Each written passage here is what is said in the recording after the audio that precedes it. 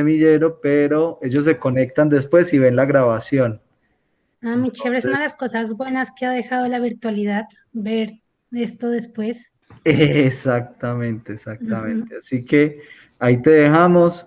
Paula, pues si quieres, preséntate para los que no te conocen y arrancamos. Muchas gracias Listo. otra vez. Con todo gusto, yo encantada de que me inviten y pues en futuros cuenten conmigo para este tipo de semilleros en demás trabajos que estemos desarrollando acá. Bueno, en el marco del semillero que ustedes trabajan de investigación en nanociencia y nanotecnología, la práctica de hoy, la charla será de mecanismos de formación de apatita tipo hueso en cerámicas bioactivas. Esta la estaré impartiendo yo. Yo soy ingeniera física de la Universidad Nacional de Colombia, sede Manizales. Estudié allá en Manizales por 10 años, tanto mi ingeniería como mi maestría. Soy maestra en ciencias físicas también de la Nacional y fui docente, profesora en la Universidad Autónoma de Manizales por casi 3 años. Fueron unos muy buenos años y el motivo por el cual decidí, no sé, dar una pausa a ese proceso fue por venir a hacer mi doctorado, el cual después de una búsqueda decidí hacerlo en México, en el Centro de Investigación y Estudios Avanzados del Instituto Politécnico Nacional acá en México, CINVESTAP, como dicen las siglas. Es un centro de investigación muy grande en Latinoamérica y con investigación y tecnología de punta. Además, colaboro con otros centros de investigación acá en Querétaro, como es el Centro Nacional de Proyección Técnica CENAPROD, la Cooperativa Nacional de Manufactura Aditiva, CONMAT, y el Centro de Ingeniería Avanzada, CIATEC, en estos llevando o en diferentes procesos de colaboración. Bueno, sin más por el momento, pues le daré inicio a a la plática. Entonces, el día de hoy empezaré con algo muy sencillo acerca de qué es un biomaterial. Entonces, hay diferentes definiciones, sin embargo, una de las que más a mí me gusta y las que más me apego es la que pongo en la pantalla, que es un material destinado a estar en contacto con sistemas biológicos, ya sea el cuerpo o diferentes cuerpos, con el objetivo de evaluar, tratar o reemplazar parcial o completamente algún tejido, órgano o función del cuerpo. O sea, en esta definición tan amplia caben muchas cosas, como qué, como como implantes, como también eh, los que son lentes de contacto, lo que también pueden ser eh, mm, tatuajes, tatuajes permanentes o tatuajes que duran poco tiempo, en fin, también incluyen venas, tendones, diferentes tipos de implantes metálicos o no metálicos en huesos, reemplazo de corazón o partes del corazón como pueden ser válvulas. También actualmente en la ingeniería, sobre todo en la manufactura aditiva, por medio de impresión 3D, se están creando diferentes tipos de órganos que se pueden imprimir dependiendo de las condiciones del paciente para finalmente ser implantadas. En este momento, muchas cosas que pueden caber en esta definición o que caben en esta definición se están trabajando. Sin embargo, esta presentación va a estar un poco acotada a lo que son biomateriales para eh, aplicaciones óseas. Bueno, en las aplicaciones óseas, ¿qué hay? Básicamente, desde que se empezó en la época moderna, alrededor de los 50 para acá, han habido unos grandes avances en los biomateriales para aplicaciones óseas, dividiéndolos en 4 generaciones, siendo la primera generación la que empezó a trabajar alrededor de los 60 y está enfocado en materiales bioinertes con el objetivo de tener un comportamiento mecánico similar al que tiene el hueso. En estas características destacan diferentes metales y aleaciones que en muchas partes aún son usadas. En el caso de los materiales de segunda generación, ya vienen a que tengan como, no solo a que tengan más de una función, ya no solamente un comportamiento mecánico, sino que se parezca más al el módulo elástico y también la resistencia al hueso. En esto se salen a relucir diferentes biomateriales, como es el caso con el objetivo de que sean bioactivos o bioreabsorbibles. En el caso de bioactivos, que es una palabra que voy a usar mucho a lo largo de esta presentación, es que generen un tipo de tejido conectivo o tejido entre el implante y el tejido nativo. Y el hecho de que sea bioabsorbible o bioreabsorbible es de que este material se pueda descomponer en materiales más pequeños o en otro tipo de moléculas que puedan ser eh, secretadas por el cuerpo. Ahora, en este caso, los materiales bioreabsorbibles juegan dos cosas importantes. Es las características que tienen el material como las características que tienen los desechos que se generan al reabsorber este material o al degradarlo.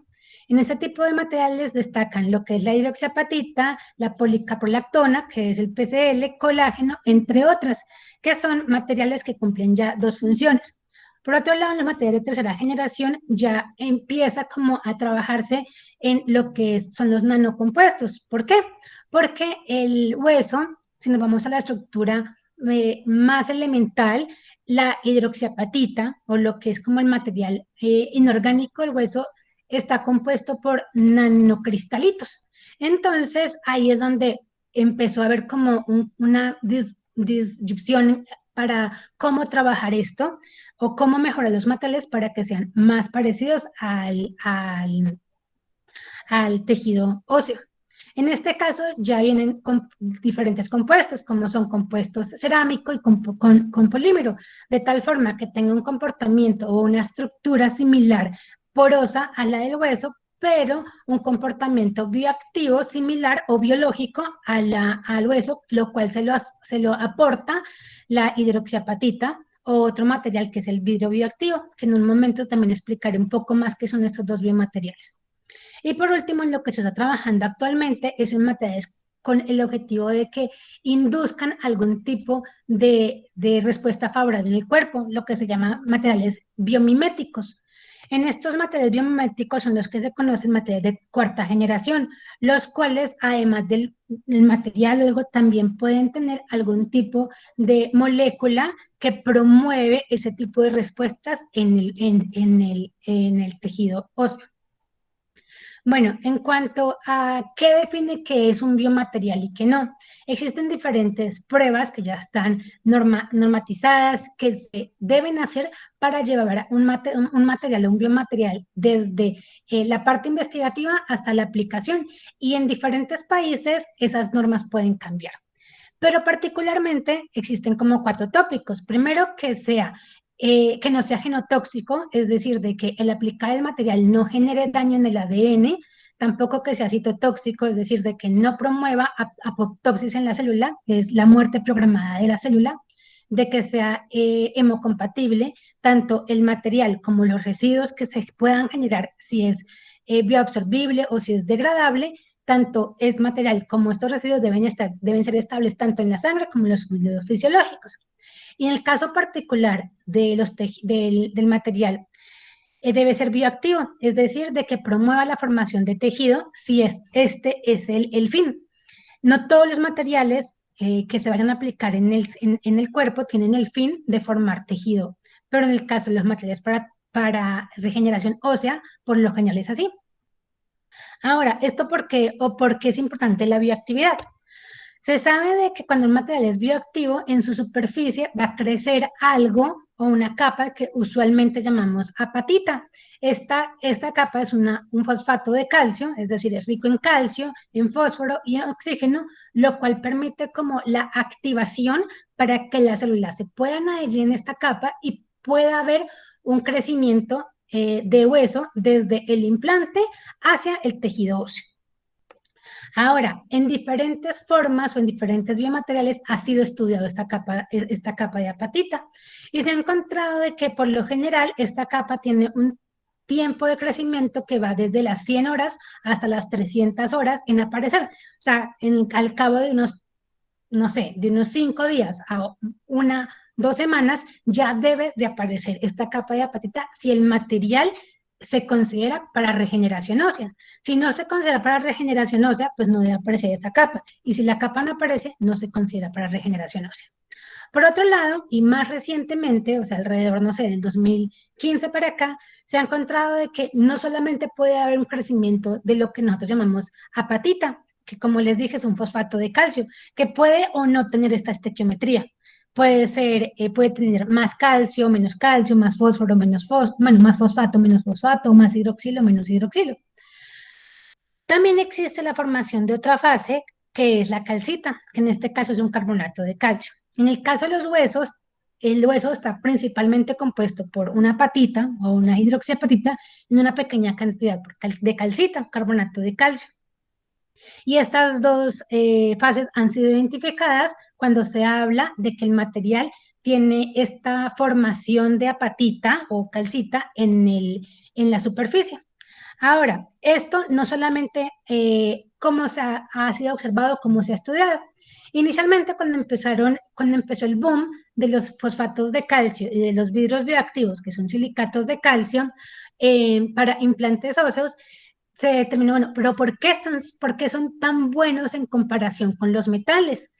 Ahora, resulta que a diferencia de la mayoría de metales, los vidrios bioactivos o los fosfatos de calcio como la hidroxiapatita o las cerámicas bioactivas, cuando están inmersos en el cuerpo o en un medio muy similar al cuerpo, existe un crecimiento o un intercambio iónico de tal. Aquí se puede observar. En la parte que determinamos como vidrio es rico en silicio y calcio, pero pobre en fósforo. En la intercara que viene a ser del implante y del hueso, hay un cambio de composición. Ya deja de ser o pierde esa capacidad de ser o esa característica de ser rico en silicio y calcio y empieza a disminuir el silicio y aumentar el fósforo. ¿Por qué? Está viendo como, no es que esté cambiando como tal el comportamiento del material, sino que está viendo un crecimiento nuevo a partir de la interacción con los fluidos fisiológicos. Ahora, ¿pero qué pasa más ahí? Esta es una forma de una sección transversal, pero viendo un poco más lo que sucede en la superficie, se están creando como cristalitos o cristales pequeños con una dirección de crecimiento muy específica que es perpendicular a la superficie, con también una morfología tipo hojuelas por lo general. Ahora, ese también es el crecimiento que tiene el hueso en las primeras etapas de crecimiento cuando existe un trauma o algo, o cuando está haciendo el mecanismo de restauración, porque igual el hueso, así no tenga un trauma, siempre tiene su mecanismo de restauración corriendo. ¿Qué también pasa aquí? En el caso tal del titanio, que el titanio es un material muy particular porque cuando entra en contacto con los fluidos fisiológicos o con el ambiente, este se oxida y crea una capa de óxido de titanio, la cual también da inicio a los procesos que les explicaré más adelante para el crecimiento de esta capa que viene a ser rica en calcio y fósforo. Ahora, esto ha sido observado tanto in situ como in vivo. Entonces, si nosotros vemos el caso particular de un hueso, como es reportado por Kokubo, que es uno de los que más ha trabajado en el tema, al implantar titanio o una cerámica bioactiva, existe el crecimiento de esta capa de apatita. Permítanme un segundo aquí. De esta capa de acá, que es lo que se conoce como apatita. Y luego está la generación de nuevo hueso y finalmente el hueso, pues, el tejido nativo. Eso es lo que primeramente se observó, de que estaba creciendo todas estas capas y bajo este cambio de composición. Entonces, más como alrededor, no sé, del inicio de los 2000, empezó a haber una pregunta, bueno, ¿cómo puede obtenerse esta capa? ¿Qué pasa con esta capa? ¿Cómo puede simular su crecimiento en un ambiente que sea que no sea el cuerpo, que sea como más controlado en el laboratorio? Entonces ahí viene una cosa importante que son los fluidos biológicos. Entonces, existen diferentes tipos de fluidos biológicos, pero básicamente es una solución artificial que presenta condiciones similares a las del cuerpo humano. Particularmente, una de las más usadas es el SBF, que tiene una concentración iónica similar al plasma sanguíneo humano. Existen diferentes SBF.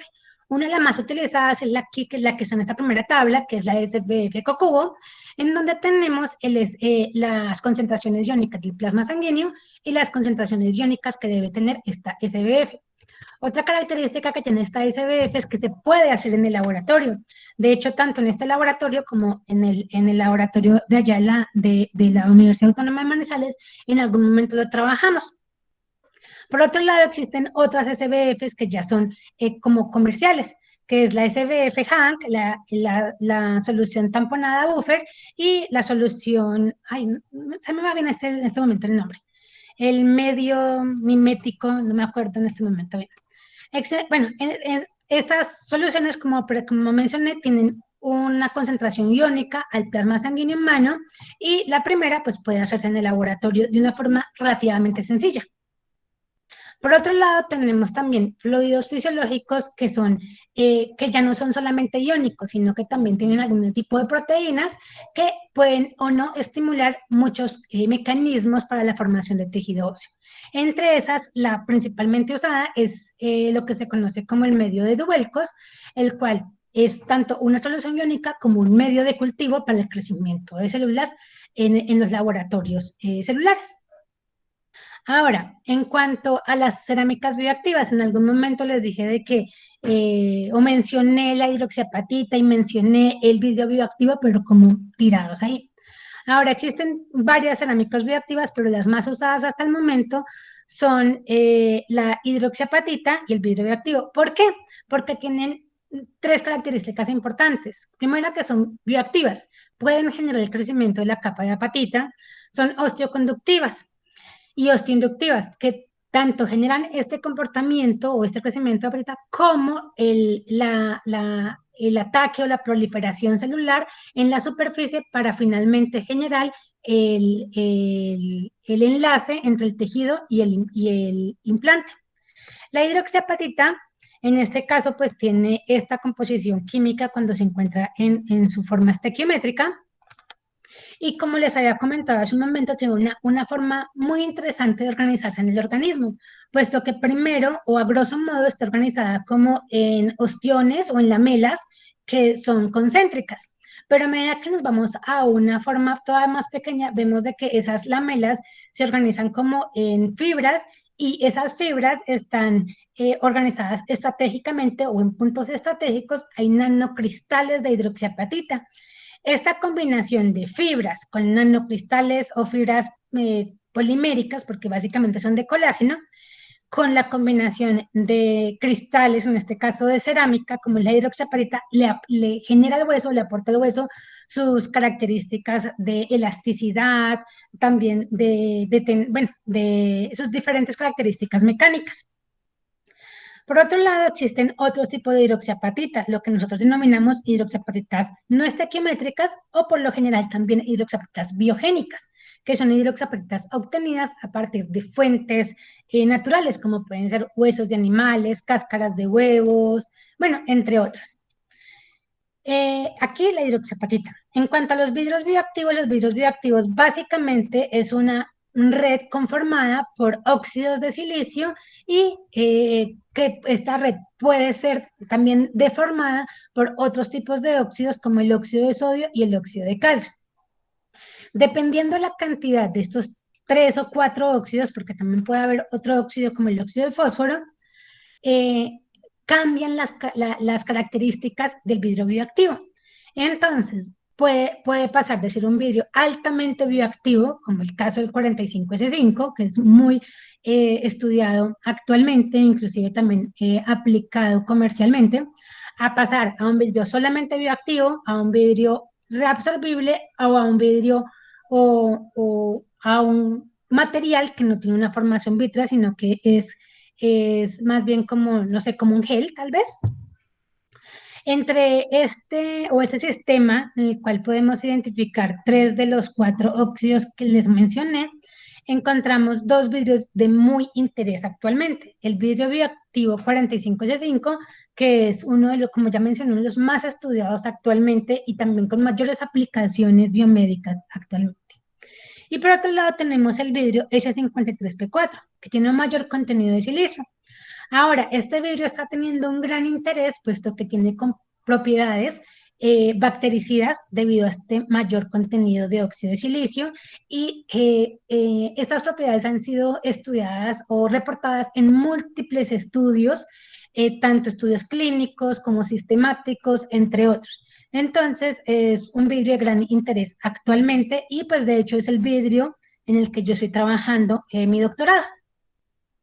Bueno, por otro lado, entonces, los mecanismos en los que crecen estas apatitas o esta patita o calcita o estas fases van a depender del tipo de material que se haya implantado. Entonces, básicamente existen dos mecanismos, uno para los fosfatos de calcio hidroxiapatita y otro para los vidrios bioactivos o silicatos de calcio. Entonces, el primero consiste en que la hidroxiapatita eh, es implantada en el organismo o en la solución fisiológica. Si ustedes se acuerdan, la fórmula química de la hidroxiapatita tenía un grupo hidroxilo, un grupo OH. Ese grupo OH tiene una carga superficial o una carga negativa. Ahora, este grupo por lo general, y también como está organizado en la red, tiende a estar como en la superficie, lo cual le genera una carga superficial negativa a la cerámica, que al exponerse al fluido va a atraer iones positivos para compensar esta carga.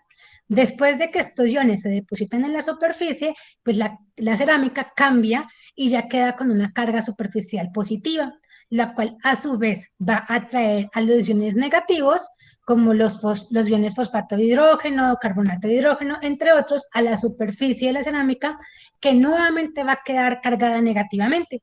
Este proceso se repite cíclicamente hasta que genera primero como unos núcleos de crecimiento y finalmente va a generar, o inicialmente va a generar lo que se conoce como una capa de apatita, sí, un fosfato de calcio amorfo o una apatita de calcio amorfa. Este proceso pues continúa hasta que hay unos procesos de cristalización para finalmente generar la patita tipo hueso. Esta patita tipo hueso es lo primero que sucede antes de que las células se depositen en la superficie. Y si esta patita tipo hueso no crece en la superficie, es muy poco probable que las células se vayan a depositar o vaya a haber crecimiento celular. Por eso es tan importante el estudio de estas primeras etapas. Ahora, en la literatura o también en el mundo científico se han encontrado este crecimiento, primero como en clúster y finalmente en lo que les hablo de una capa generalizada.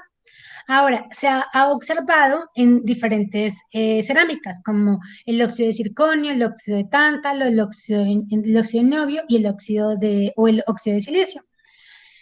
Una de las cosas interesantes de esta patita o de la patita que crece en fosfatos de calcio es que solamente crece en la superficie. Está el punto donde termina la cerámica y ahí empieza a crecer la apatita tipo hueso. Puede tener diferentes tamaños y diferentes composiciones como tal de la hidroxiapatita no sé, que la esté promoviendo y tanto como de los iones que eran en la solución.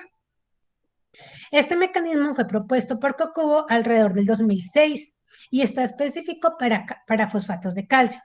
Después, un tiempo después se dieron cuenta de que el comportamiento de los vidrios bioactivos cambia. O sea, igualmente crece apatita, pero de una forma diferente. En este caso fue Hensch, también con ayuda de Kokubo, como alrededor del 2010 para acá, que propusieron el mecanismo que he denominado como mecanismo de Hensch. En este, básicamente, primero, nuevamente, la cerámica, en este caso el vidrio bioactivo, que es rico en óxido de silicio, es inmerso en la solución, en el fluido fisiológico, y lo primero que va a haber es algo que se denomina como una hidrólisis. En esta hidrólisis lo que va a hacer es como una especie de rompimiento o intercambio de estos iones de sodio, de tal forma que estos iones salgan a la superficie y los iones OH propios del agua o de la solución iónica interactúen con el silicio del medio para formar lo que se conoce como enlaces silanoles. Los enlaces silanoles son estos enlaces de silicio, oxígeno, hidrógeno. Estos enlaces de silanoles van a seguir creciendo hasta formar como una gel de sílica. Esta gel de sílica, pues es como tal, es como un gel. Y entonces este gel va a permitir más fácilmente la migración de iones desde tanto de la solución a la cerámica como también una migración de iones de la cerámica a esta gel. Esta migración de iones se da del mismo modo en el cual mencioné con el mecanismo de Kokubo, de que primero llegan iones positivos como el sodio y el calcio, luego llegan iones negativos como el ion fosfato de hidrógeno, carbonato de hidrógeno, fosfato. Así se continúa haciendo hasta que se forma pues una capa de apatita amorfa, seguida pues de una capa de apatita ya cristalina. En este caso, también la capa de esas apatitas es muy similar a la que se observó o la que presenté en la diapositiva anterior, o en las diapositivas en la que hay un ordenamiento preferencial. De hecho, se ven como si fueran hojuelas con un crecimiento preferencial en el eje C o perpendicular a la superficie. Aparte de eso, una de las cosas más interesantes que sucede en este tipo de vidrios bioactivos es que el crecimiento de apatita no solamente se da en la superficie, también se da al interior de la cerámica, por este mecanismo o por esta formación del gel de sílica. Bueno, ahora, como les mencioné en alguna diapositiva, principalmente se han observado la formación de apatita tipo hueso, pero también hay otro tipo de fases que se han identificado recientemente, como la calcita, la calcita inicialmente, o alrededor del 2016-18, fue principalmente observada para vidrios bioactivos ricos en calcio, en donde los primeros estados, hasta el primer estado, es muy similar al mecanismo de Hensch, en donde hay una hidrólisis entre la cerámica o el vidrio bioactivo y la solución para formar los silanoles, para formar la red, pero en este caso, en el mecanismo ya propuesto por Hensch, la gran cantidad de calcio que hay en estos vidrios promueve más la formación de un fosfato de calcio que de un carbonato de calcio, y van a haber dos fases, que es la fase de apatita y la fase de calcita. Ahora, este mecanismo fue propuesto por Mozaffari en el 2019 con la acumulación de diferentes tipos de evidencia en los últimos años. Esta calcita tiene una morfología diferente a la que tienen las apatitas. En este caso, la calcita tiene un crecimiento como en columnas o como en picos, mientras que la apatita tiene un crecimiento como en hojuelas o en esferitas. También se ha reportado de que la calcita puede crecer como en pirámides. Ahora, nosotros, o particularmente aquí en el grupo de biocerámicos, aquí en el CINESTAB, observamos la formación de calcita, ya no son vidrios, sino también en hidroxiapatitas ricas en iones carbonato. Fue algo muy interesante porque hasta el momento no se había reportado la formación de esta fase en hidroxiapatitas, y no se tenía como una idea de qué podía hacer. Nosotros proponemos un mecanismo en el que consiste en una combinación del mecanismo propuesto por Kokubo y el mecanismo propuesto por Mozaffari. Entonces, en este caso, las cerámicas de hidroxiapatita ricas en carbonato, pues son expuestas al medio fisiológico. Como tienen una gran cantidad de iones carbonatos, estos se van a liberar al medio. Estos iones van a reaccionar con el calcio circundante del medio para depositarse en la superficie calcita primero, inicialmente, pequeñas clústeres para finalmente una superficie de calcita. Ahora, pero va a haber un momento en el que el carbonato como tal se va a agotar, porque la solución es más rica en fosfatos, o por lo general el medio fisiológico, como las soluciones simuladas, son más ricas en fosfato que en carbonato. Entonces va a haber un punto en el que ya no va a haber más carbonato disponible para el crecimiento de la calcita. Entonces lo que va a empezar a crecer va a ser apatita, de acuerdo al mecanismo mencionado por Kokubo. Ahora, pero hay una cosa interesante, por lo general la apatita después de un tiempo de crecimiento hay como una tensión superficial y empieza a generar grietas. Esas grietas vuelven a exponer a la cerámica para que se libere nuevamente carbonato en la solución, y ya en este caso va a haber como una competencia para formar tanto calcita como apatita. Nosotros observamos estas dos fases. En este caso, primero está la cerámica antes de ser expuesta a la solución fisiológica y después de ser expuesta a diferentes tiempos de inmersión. Observamos dos morfologías. Unas morfologías que se denominan morfologías tipo gusano, morfologías tipo también hojuelas, que son muy asociadas a la formación de apatita tipo hueso. Pero existen también unas formaciones que denominamos cáscara de huesos y columnares, que son características de la formación de calcita. Ahora, hasta aquí, o es como un resumen de los diferentes mecanismos de formación de tanto patita como de calcita que existen en la literatura hasta el momento. Ahora, un pequeño como reconocimiento tanto a nuestro trabajo como a nuestro grupo de investigación. Entonces, del trabajo desarrollado en los últimos 3 años y medio, casi 4 de doctorado, pues se han sacado diferentes publicaciones en diferentes revistas y también tenemos publicaciones en español. También de la misma calidad y del mismo rigor científico, pero pues en este caso un poco más acercado a nuestro idioma y para nuestra, no sé, el lugar en donde crecimos. En cuanto a los trabajos que estamos desarrollando o en los cuales estamos trabajando, como les mencioné en un momento, una de las cosas a resaltar del doctorado es que estamos trabajando con la composición del vidrio S53P4, que tiene una característica importante, que es ese comportamiento bactericida. Y una de las cosas que encontramos es que a medida que aumenta el contenido de este vidrio en la mezcla, la formación o la velocidad de formación de apatita tipo hueso se ve incrementada muchísimo. Ese trabajo ya fue sometido a una revista y estamos en proceso de recibir comentarios de los referees. También estamos trabajando en o estoy trabajando, porque ya esos son como particulares de lo que estoy haciendo, del comportamiento acerca de recubrimientos de estos compuestos por una técnica de proyección térmica y la evaluación o el comportamiento de estas mismas cerámicas en diferentes medios fisiológicos. Pues les agradezco mucho al grupo de trabajo con el cual he estado aquí, el cual es en el Sinvestap, en CIDESIN, con MAT. También ese trabajo la última parte del mecanismo de formación fue parcialmente desarrollado por un compañero de la Universidad Nacional de Colombia, entonces les agradezco a ellos y pues, toda mi formación. O sea, si yo no hubiese pasado por la Universidad Autónoma de Manizales, créanme que sería muy poco probable que yo estuviera aquí en este momento en el Sinvestap y hablándoles a ustedes acerca de este trabajo tan interesante. Entonces, especial agradecimiento a la Universidad Autónoma por haberme permitido esos años, por invitarme y por tenerme siempre presente.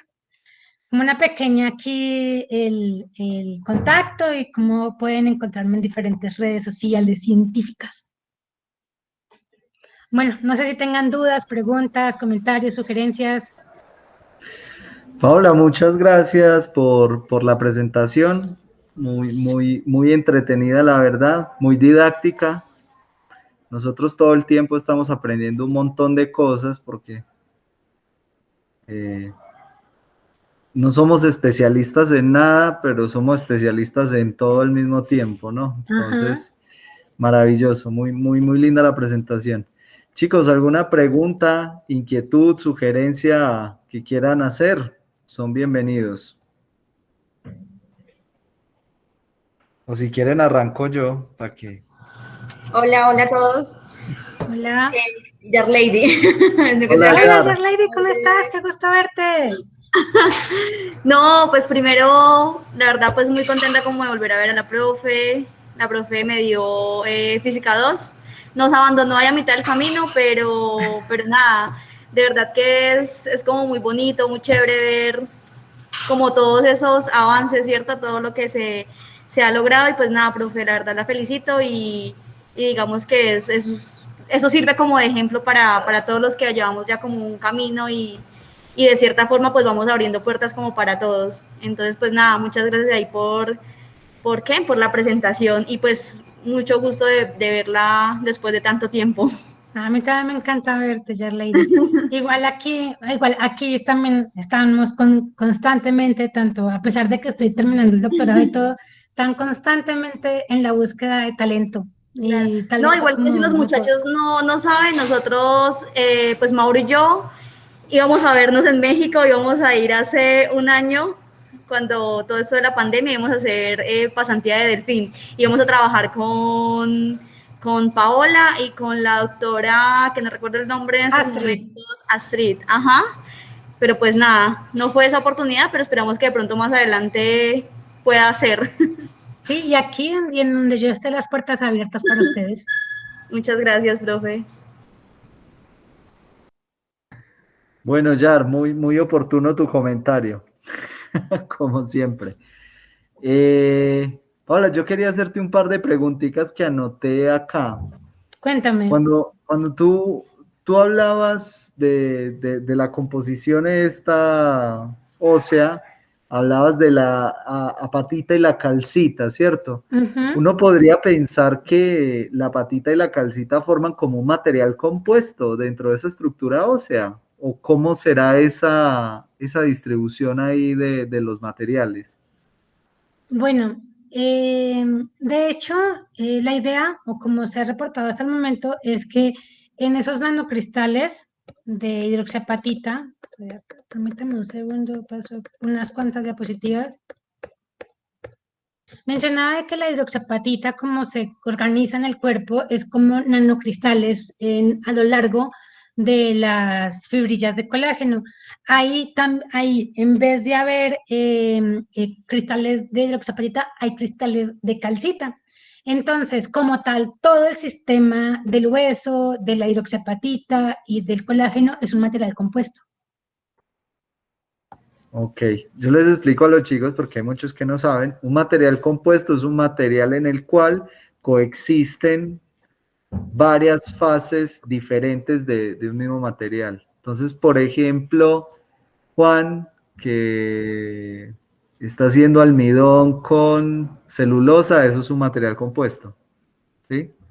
Entonces, es poder lograr la coexistencia de diferentes fases de diferentes materiales y poder ganar propiedades diferentes, porque yo creo que ahí es donde radica el éxito del hueso, ¿no? De tener diferentes materiales con diferentes propiedades que terminan haciendo como una sinergia ahí bastante interesante.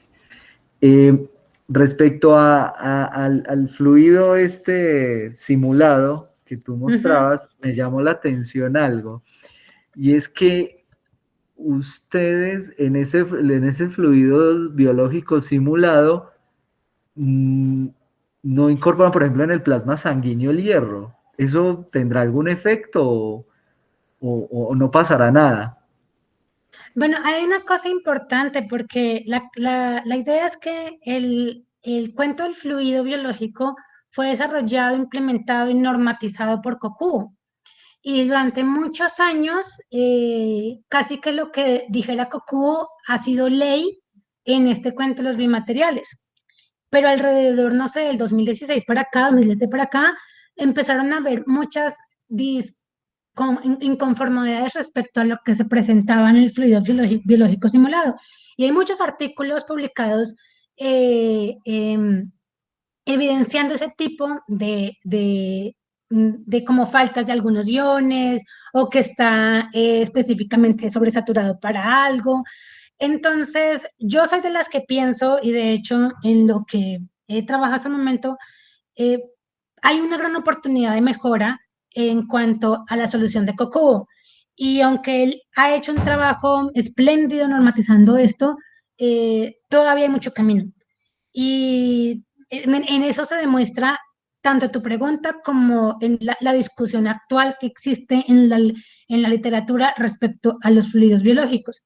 Y de hecho nosotros estamos migrando en este momento a una solución ya con un contenido de diferentes tipos de proteínas, porque finalmente el cuerpo no solamente es iones, o la sangre no solamente son iones, también son proteínas, y en este momento pues estamos corriendo nuestros experimentos, esperamos ya tener resultados y estar publicando a principios del próximo año. Listo, sí, muchas gracias. Yo quería hacerte esa pregunta exactamente porque en estos días que Felipe debe estar por ahí, Felipe es un chico de ingeniería biomédica, nos encontramos un artículo donde utilizan nanopartículas de plata para censar hierro 2 y hierro 3. Y nos pareció una locura porque los tipos demostraban, hicieron un video y todo, donde cambiaba la solución de color dependiendo del tipo de hierro que había. Entonces se ponía negra o se ponía blanca y podían hacer como una discriminación colorimétrica los dos hierros. Y entre él y yo surgió la discusión de cuál de los hierros, dos más o tres más, es el que está en el fluido biológico, en la sangre. Y bueno, ahí fue donde vimos que era el 2 más, y bueno, por eso cuando vi la tabla tuya dije, uy, qué raro, pero bueno, puede ser que no sea tan importante en definitiva para este tipo de ensayos, ¿cierto? Porque el Sí, hierro por ahí no juega un papel muy fundamental en el crecimiento de la estructura ósea. no, pero también hay una cosa que se está trabajando aquí en otros grupos que es eh, la multifuncionalidad de las cerámicas. Entonces lo que está trabajando acá es como en una especie de piezoelectricidad sucede naturalmente en el hueso, pero que en las cerámicas actuales que se usan como implantes no. Y el hierro puede ser un gran punto de partida por ahí que se está obviando en la solución, entre otras cosas. Y nuevamente, o sea, yo soy una de las que le tiro mucha agua sucia a la solución de Cocubo. Está bien, está bien. Te iba a preguntar otra cosa. Los iones que se usan, porque tú nos trataste ahí como de explicar el mecanismo de crecimiento del hueso, ¿no? De la Ajá. regeneración y todo esto. Esos iones que se usan para el crecimiento, esos iones provienen del fluido biológico directamente. Sí, Ok. Entonces porque uno de ignorante lo primero que pensaría es, bueno, si una persona tiene algún problema óseo, ¿por qué no inyectarle más de esos iones para que crezca más? ¿Cierto? Entre comillas, la naturaleza no funciona de forma tan lineal, yo sé, ¿cierto? Pero ¿habrá alguna razón o algún mecanismo que esté involucrado para que no sea directamente proporcional a la cantidad de esos iones que uno tenga en el fluido? bueno, pues de hecho también el crecimiento del tipo de la patita o de la estequiometría de la patita es muy dependiente del pH. Entonces, muchas veces cuando una persona tiene un trauma óseo, el pH baja muchísimo y a pHs muy bajos estos mecanismos no aplican. ¿Aló? Ah, ¿sí me escuchaste? Creo que estás hablando con el micrófono apagado. Claro, Ah, perdón, es culpa mía.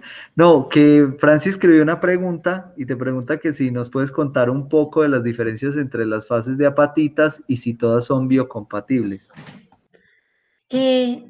bueno, en las apatitas es una forma general de llamar a un fosfato de calcio. Y hay una gama grandísima de fosfatos de calcio ahí. Ahora, ¿cuáles son más bioactivas que otras? Por lo general, son aquellas donde la relación calcio-fósforo esté más cercana al hueso, de 1,67.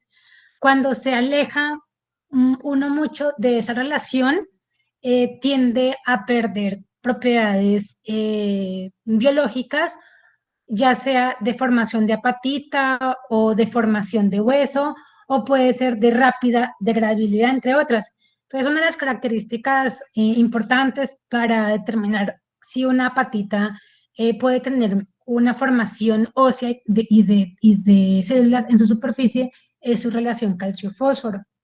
Por otro lado, en cuanto a la calcita, hay un universo para estudiar. Como les digo, es una fase relativamente nueva, encontrada, y hay muy pocos reportes acerca de qué características tiene esta fase para el crecimiento óseo sobre ella.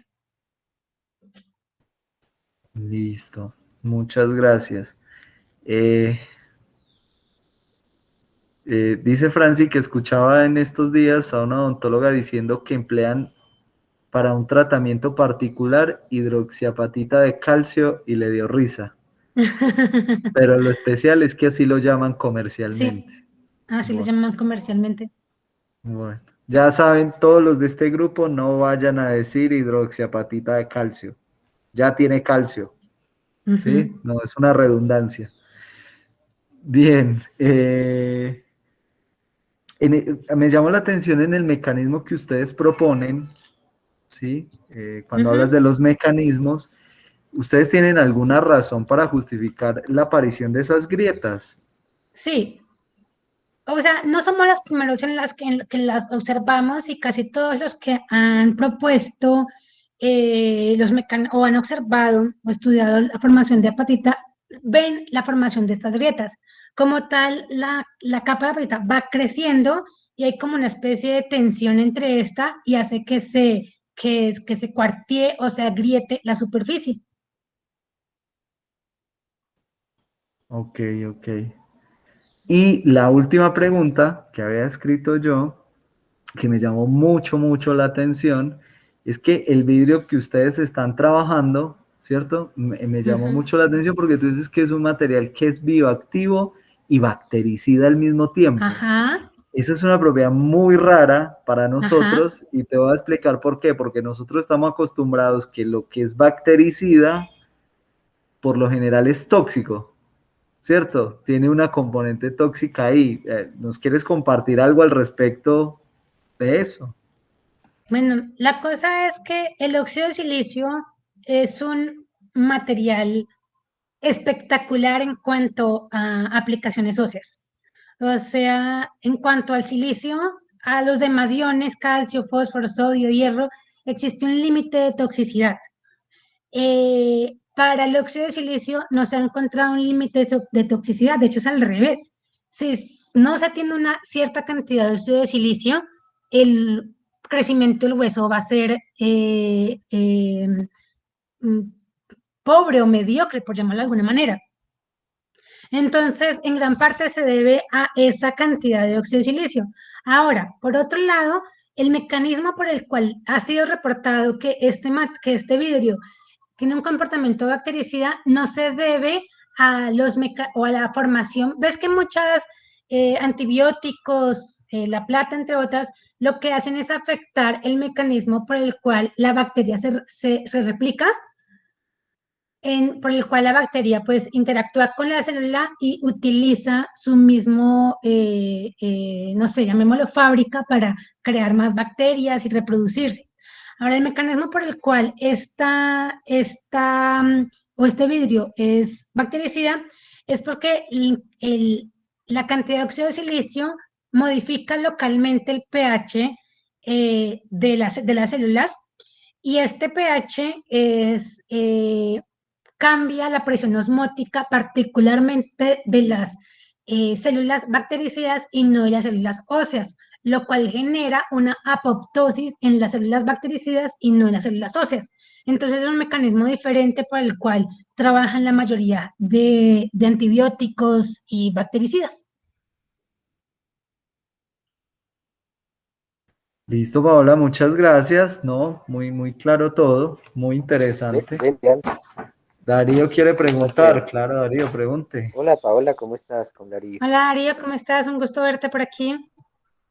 Bueno, gracias. Aquí voy a tener un momentico mi cámara para que... Es que ahora que hablas del óxido de silicio y nosotros que trabajamos con nanopartículas, este es como más un comentario. De pronto Leandro tenga una respuesta más para esto, y es que qué posibilidad hay de que las nanopartículas que se crean en el laboratorio puedan ser funcionalizadas con óxido de silicio y puedan servir como un tratamiento médico.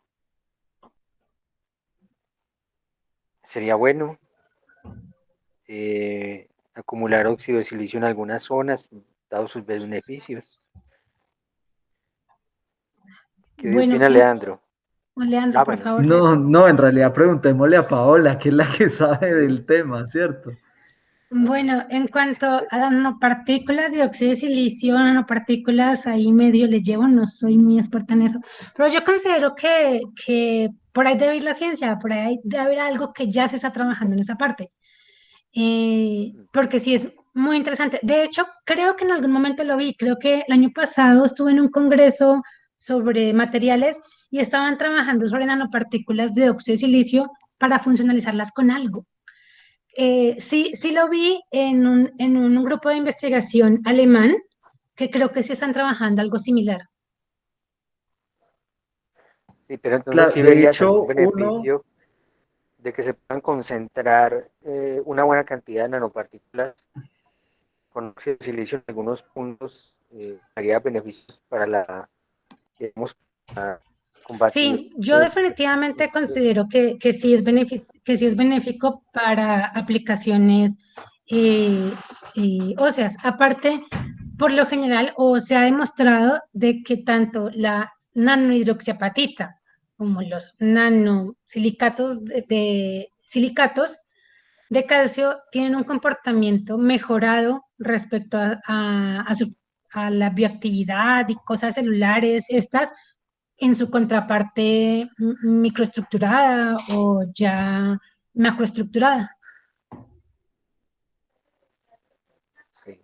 Leandro, no, qué buena la pregunta, Darío. De hecho, yo desde hace un tiempo, bueno, en realidad todo surgió por un paper que me mandaron a revisar de una gente que hizo nanopartículas de un óxido de hierro, una ferrita que se llama ferrita de cobalto, y las funcionalizaron con hidroxiapatita y empezaban a mostrar que la biocompatibilidad mejoraba un montón gracias a la hidroxiapatita, bueno, que tenía un montón de beneficios porque la ferrita de cobalto de por sí es muy tóxica. Es muy magnética, es muy tóxica, pero cuando la funcionalizan con hidroxiapatita lograban como mermar ese efecto. Y la utilizaban para tratamientos para el cáncer, con hipertermia magnética, zarazazaza. Y desde ese momento yo no hago sino preguntar en el laboratorio que si hay cómo hacer hidroxiapatita. Porque la verdad es que me seduce mucho funcionalizar nanopartículas de sílice, de dióxido de titanio, de dióxido de zinc, de estos materiales que son muy interesantes desde el punto de vista bio, con hidroxiapatita, ¿cierto? Para llevarlos a aplicaciones como estas, las que están diciendo Pau. Y de hecho, bueno, yo estaba que le preguntaba a Franci, pero pues no hemos tenido mucho la oportunidad de vernos, pero Franci me escribió que de hecho tienen una buena cantidad y al regresar de la pandemia no la encontraron. Y claro, efectivamente yo por eso también no hice sino preguntar si había, pero bueno, yo creo que es una línea muy interesante, es una línea muy linda y yo creo que ahí la naturaleza nos ha enseñado mucho y es que la naturaleza nos ha enseñado cómo hacer materiales nanoestructurados y ubicarlos estratégicamente para que el cuerpo humano funcione también, ¿cierto? Que es toda la parte esta de la mimética y yo creo que hay un reto grandísimo para nosotros para tratar de simular estos sistemas y poder generar las condiciones apropiadas para que crezcan exactamente de esa misma forma, que es lo que está haciendo Pau en su doctorado, ¿cierto? Parte, Y, sí. y yo creo que ahí tenemos que sumar esfuerzos. Yo diría que no, Darío. Yo le cuento a Paola rápidamente, Daniel no vino y a Daniel le debería haber encantado esta presentación. Lo voy a obligar a que la vea, porque Daniel es el profesor de biomateriales acá en la universidad. Entonces, a él seguramente le va a servir muchas de las cosas que tú dijiste ahí. Pero Daniel está obteniendo nanopartículas de sílice de un desecho agroindustrial, de la cascarilla de arroz. Entonces, utilizar esas nanopartículas de sílice que salen tan baratas de la cascarilla de arroz y darles un valor agregado como este que tú nos estás mostrando, poderlo funcionalizar con la hidroxiapatita, ¿sí? Y Laura tampoco pudo estar, la, Laura Rocío, que también la habíamos invitado, pero tampoco pudo estar, y a Laura también le interesaba mucho escucharte, así que seguramente le vamos a recomendar que vea esta grabación para que se ponga al día. Pero no, la verdad es que yo lo veo muy factible, yo lo veo muy posible, lo que pasa es que hay que tener la infraestructura. Paola mostraba algo clave y es tener un SEM. Tener un SEM, bueno, nosotros próximamente vamos a tener un SEM, ya sea antes de que Franci nos diga algo, no, de hecho vamos a tener dos, vamos a tener acceso porque se ganaron un proyecto de regalías para hacer un centro de desarrollo tecnológico, la profesora Elizabeth Di Franci, y hay un dinero grande para equipamiento. Pero yo decía, porque tú tienes los microscopios ahí, ¿cierto? Y todo lo que haces vas directamente y lo mides y lo ves y eso ayuda muchísimo. Sin eso no se podría hacer, ¿cierto? ¿no? Y una de las cosas muy buenas que tiene este centro es que todo lo podemos usar los estudiantes, o sea, con una capacitación previa, pero todos los equipos son de uso a los estudiantes. Hola, sabes que nos interesa mucho tu contacto porque pues nosotros estamos participando en todo esto de las convocatorias del FIN y la verdad es que nos gustaría mucho hacer intercambio de estudiantes y todo esto. Y pues bueno, si algún día volvemos a la normalidad, Esperemos que eh, sí. estaría muy bueno porque para que algunos estudiantes puedan trabajar lo que nosotros estamos haciendo acá, puedan llevarlo allá, también sería muy interesante. Y si tú tienes algún estudiante también que quiera conocer Manizales, pues bienvenido. Y acá lo ponemos a hacer muchas cosas de laboratorio. Nosotros no tenemos mucho equipamiento, pero tenemos muchas ideas, como siempre ha sido Ajá, acá, ¿cierto? sí, no, Entonces, claro. Muchas cosas han salido igual. Lo importante es, tenemos esta colaboración, hay que mantenerla y que crezca más. exactamente, exactamente. Yo creo que a eso hay que apuntarle. Así que bueno, no, te agradecemos muchísimo, muchísimo, muy interesante la charla. Viste que te pregunté, así que yo entendí bastantes cosas, aprendí un montón y bueno, por acá bienvenida cuando vuelvas a visitarnos. Muchas gracias. Listo, Claro que sí. yo feliz, igual todavía tengo muchos trabajos ahí con desarrollo, esta fue una parte pequeña tanto del doctorado como todo, pero hay muchas cosas muy interesantes que se han venido encontrando. Listo, claro que sí. Y cuando quieras compartirnos también tus resultados en otra ocasión, por acá bienvenida también. Listo. Muchas gracias. Bueno, cuídate mucho. Hasta Chao, luego, feliz chao. día.